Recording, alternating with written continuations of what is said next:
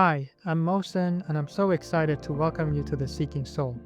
This podcast is a space where we explore topics like philosophy, spirituality, and literature, often from perspectives you may not have encountered before. As someone who grew up traveling, I've had the privilege of witnessing the deep similarities between cultures and people, even when mainstream narratives focus on what divides us.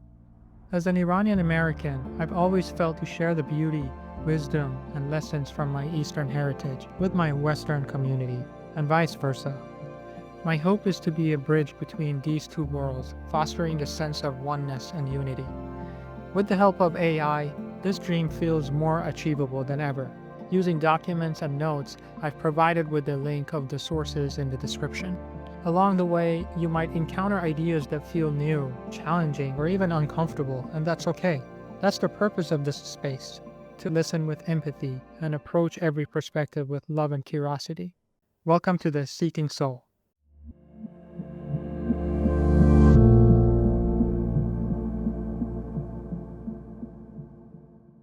This is the fifth episode of the Seeking Soul podcast. Today is 20th of March, which is the first day of spring. In Persian society and culture, this day is called Nowruz, which is translated to New Day. In this episode, the expert talks about how Nezami Ganjavi's poem, who is a renowned romantic poet from Iran, can be used as a great source in our New Year resolutions. I've also included a biography about him in the uploaded documents for additional review. Without further ado, enjoy this short podcast. Hey everyone, and welcome back to another deep dive. And today we're diving into a really fascinating topic, Nowruz, the Persian New Year. Pronounced Nowruz, right? That's it. So many people probably think of Nowruz as just, well, the start of a new year, turning the page on the calendar. But digging into these sources, it became clear that there's so much more to it. Yeah, I mean, every culture has its own unique spin on New Year celebrations. But it sounds like Nowruz has some pretty deep themes of renewal, personal growth, things like that woven in. Exactly. So our mission today is to kind of peel back those layers, go beyond just the festive side of Nowruz, and really understand what makes it so significant, so meaningful. I'm game. Where do we start? Well, right off the bat, the speaker and the audio recording, they launch into this really grand view of like existence itself. You know, where do we come from? Where are we going? That kind of thing. Deep stuff. Okay, I'm intrigued. It's presented as this idea that everything originates from and it ultimately goes back to this single source. And of course, that source is described as God. So it's pretty profound from the get-go. Wow, starting with the ultimate big picture, huh? That's an interesting framing for what follows, setting the stage for everything else, in relation to that source. Right. And they bring you this quote from Nezami, a Persian poet, who says that this source is both the beginning and the end of everything. And there's this powerful line, before you there was nothing. Whoa. I mean, talk about going all the way back to square one. I guess that makes everything that follows, every idea, every celebration kind of flow from that starting point, right? Yeah, that sense of a complete cycle. And then the speaker uses this really beautiful analogy.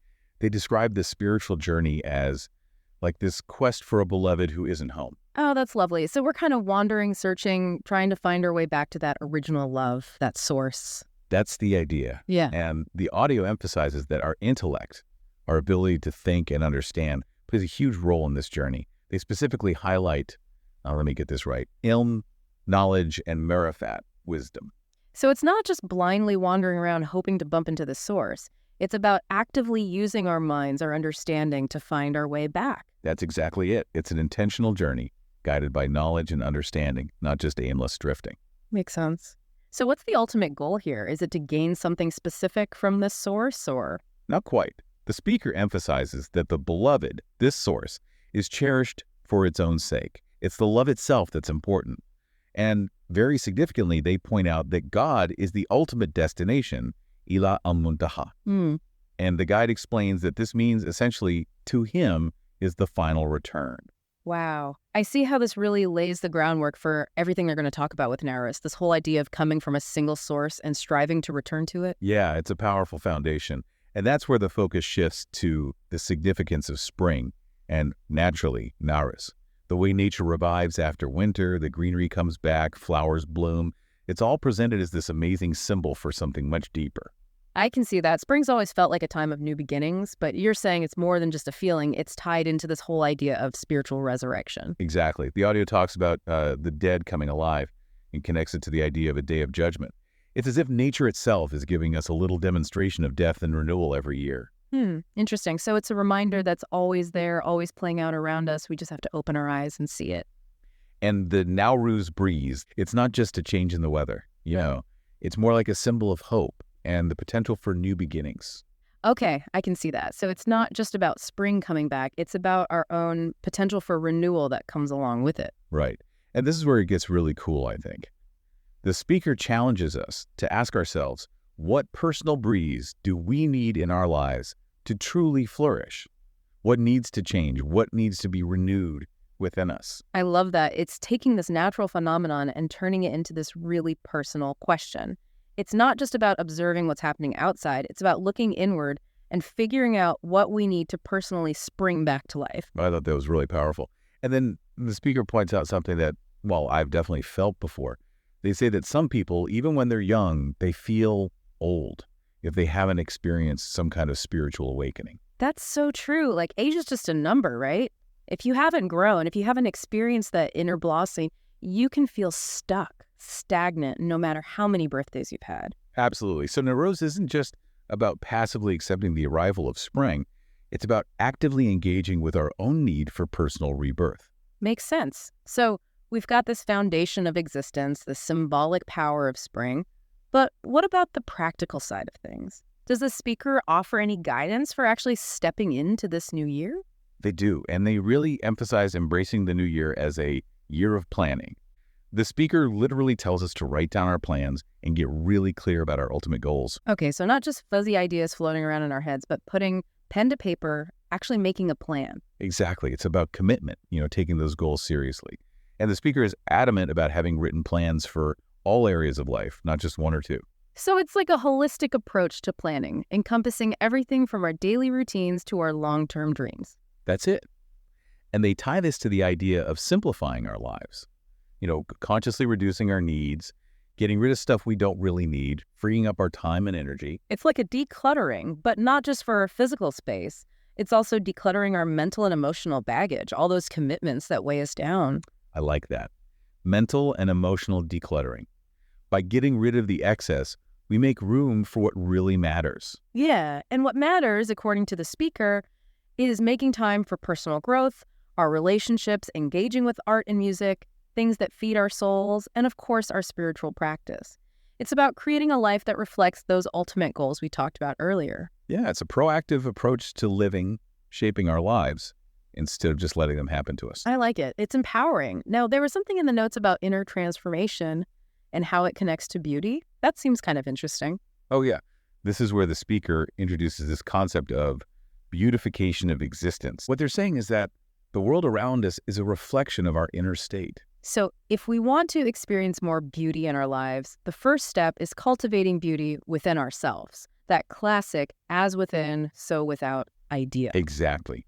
Focusing on the beauty of our thoughts, our words, our actions, even how we see ourselves, that's where it all starts. And then there was this slightly unusual suggestion using hidden cameras, like for self-observation.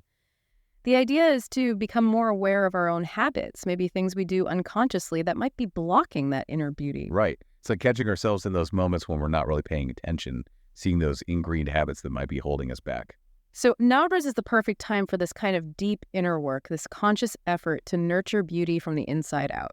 And then it's not just about cultivating the good, but also about actively removing the negative. The speaker talks about expelling devils and inviting angels as part of the Nowruz renewal. Pretty vivid imagery, right? Definitely. It's like a spiritual spring cleaning. And the devils we need to kick out, well, they're pretty relatable. Envy, greed, that's ego and self-importance. And of course, anger. That's quite a lineup. Envy, greed, ego, anger. Yeah, we've all wrestled with those at some point. It's like clearing out the toxic waste from our inner world. Exactly. And in their place, we're supposed to invite the angels.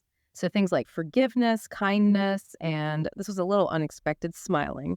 They describe smiling as an angel that wanders through the home. I love that. Smiling is an active force for good. And the speaker also really emphasizes letting go of grudges, nurturing love. It feels so fundamental to any kind of true renewal. Yeah, it's about consciously choosing to create a positive internal environment, letting go of what's weighing us down and embracing those qualities that lift us up. Definitely. Now, the speaker also names this new year as a year of wisdom, a Salidanai. And they place a huge emphasis on learning, especially through reading. What kind of books do they recommend? Well, the first suggestion is pretty clear, the Quran. Even if you don't understand Arabic, the speaker suggests reading it in Persian and really taking the time to mark passages that resonate with you personally. So it's about a deep personal engagement with the text, not just reading it for the sake of it. But it's not just religious texts, is it? No, the speaker also encourages immersing ourselves in classical Persian literature, specifically works by Sa'di like Bustan and Golestan, and the poetry of Hafez and Rumi. Those are some big names in Persian literature. And what's really interesting is the speaker presents Persian literature as a form of interpretation of the Quran, a tafsir Quran. That's a cool way to look at it. So it's about drawing wisdom from both religious and secular sources, but the key is to really delve deep into them. The speaker advises focusing on deeply understanding a few books rather than just skimming through a bunch of them. Right, quality over quantity when it comes to seeking wisdom. Now, this next part really resonated with me. The speaker talks about shifting our focus from simply trying to be happy ourselves to actively trying to make others happy. That's an interesting distinction. It's about going beyond our own pursuit of happiness and actively trying to bring joy to those around us. That's it. And what's cool is the speaker suggests that we can actually draw inspiration, almost like raw materials, from the happiness of others and use that to create more happiness in the world. I never thought about it like that, but it makes sense, doesn't it? Joy can be contagious, It spreads. Absolutely. And the speaker says that this outward focus on making others happy can lead to a deeper sense of personal fulfillment. It's like that saying, the more you give, the more you get. And this ties into the idea of generosity of existence, sharing our good intentions and goodwill with others. I like that. It's about consciously contributing to a more positive, joyful world. And finally, the speaker ends with this powerful message about personal transformation and how much impact one person can have in the world. Yeah. No matter how small or insignificant we might feel, if we're committed to being our best selves, embodying those good qualities, it can have a ripple effect. And the speaker brings in the story of the prophet Ibrahim and his call to the Kaaba, even though he faced incredible opposition, to illustrate how powerful sincere intention can be. And then there's that quote from Shakespeare's Richard III about how all that worldly stuff, possessions and power, it's all fleeting. It's a nice contrast to the idea of spiritual growth, which has a much more lasting impact. It's a good reminder that true value isn't found in what we accumulate, but in how we grow as human beings. Right. And then the speaker introduces this idea of a baptism of love, which is like a renewal of our identity as servants of God, a recommitment to embodying divine qualities in our lives. That's beautiful. And then there's that saying about the self-absorbed ascetic, the one who's quick to judge others but oblivious to their own flaws. Right. It's a reminder that the real work of self-improvement starts with looking inward at our own shortcomings and not getting distracted by what everyone else is doing wrong. And then the deep dive ends with this really inspiring call to action, drawing on imagery from Hafez's poetry about purification and leaving a positive mark on the world. It's about striving to become that individual who embodies the change we want to see, starting with ourselves. Wow, that was a lot. We covered a ton of ground there. We did. Nowruz is clearly so much more than just a new year on the calendar. It's a time for profound renewal, touching on every aspect of our lives. Our spiritual connection, our personal goals, our inner world, our relationships, and our impact on the world. It's a holistic celebration for sure. And after this deep dive, I feel like we have a much richer understanding of all those interwoven themes. This idea of existence as a cycle, the power of renewal, the importance of planning and introspection, cultivating beauty within ourselves, letting go of negativity, seeking wisdom, prioritizing the happiness of others, and recognizing the potential we each have to make a difference. That about covers it. So as we wrap up, I want to leave you with this. What's one positive change you could commit to this Nowruz? Something that could ripple outwards and create a real impact, a kind of echo of goodness in the world around you. That's a powerful question to ponder. It's about taking all this insight and turning it into action. Exactly. Thank you so much for sending in your sources and joining us on this deep dive. I hope it's given you some things to think about. Take care.